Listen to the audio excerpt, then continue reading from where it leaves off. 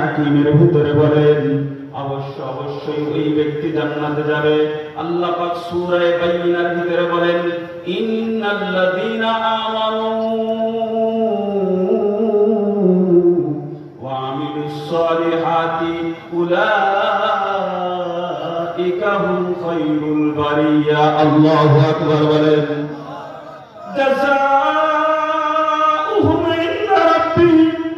আল্লাহ পাক রব্বুল আলামিন বলেন যে ব্যক্তির ভিতরে দুইটা গুণ পাওয়া যাবে, এক নম্বর হলো ঈমান আনবে, দ্বিতীয় নম্বর হলো আমলে সালেহ করবে।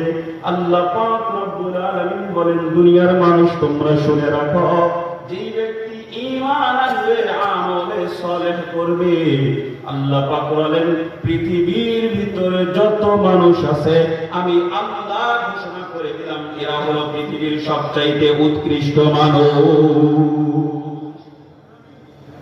সবচাইতে উৎকৃষ্ট মানুষ তারা। এরা